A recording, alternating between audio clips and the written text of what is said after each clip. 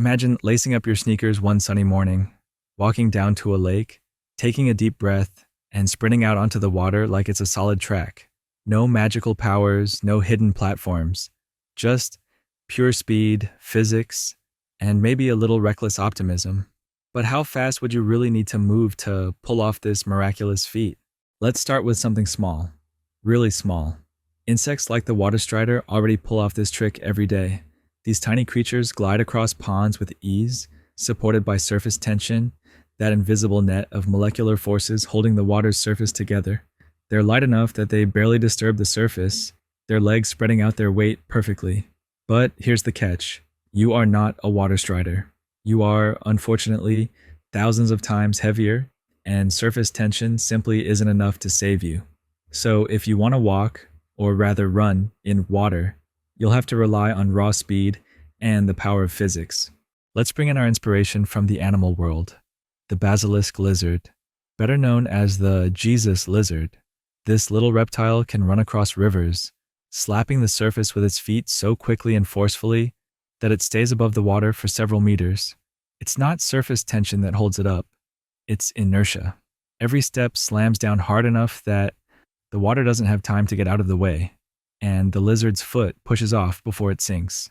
Scientists have studied these creatures and calculated their foot speed, step frequency, and force. Now scale that up to human size, and things get complicated.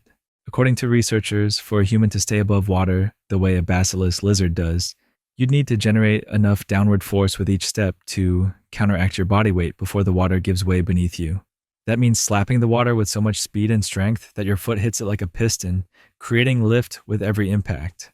The numbers? Brace yourself. You'd need to be moving at around 30 meters per second. That's about 108 kilometers per hour, or 67 miles per hour.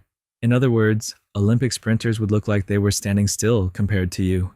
And that's just the horizontal speed.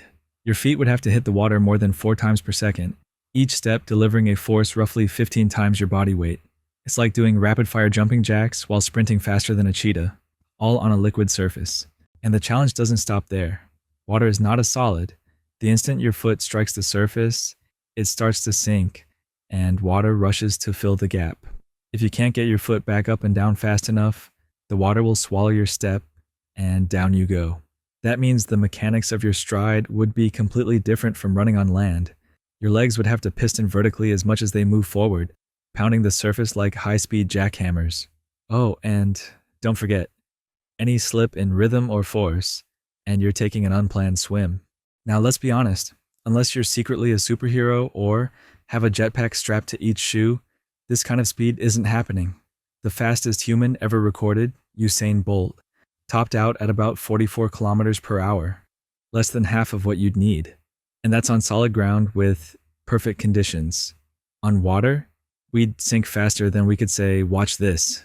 Still, the idea of running on water captures our imagination for a reason. It's a reminder of the incredible limits of physics and biology, and how, no matter how advanced we become, nature still sets the rules. But who knows? Maybe one day, with the right technology, special shoes, robotic assistance, or some clever new material, we'll find a way to sprint across a lake without falling in. Until then, we'll have to stick to bridges, or boats, or perhaps the occasional dream where anything seems possible.